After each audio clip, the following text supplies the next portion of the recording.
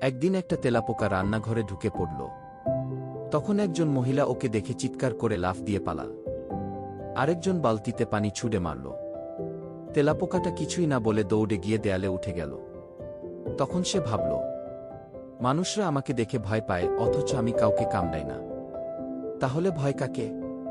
তারপর থেকে সে আর লুকোল না, সাহস করে হাঁটল আর বলল, ভয় যদি তোমার মধ্যে না থাকে, কেউ তোমাকে ভয় দেখাতে পারবে না।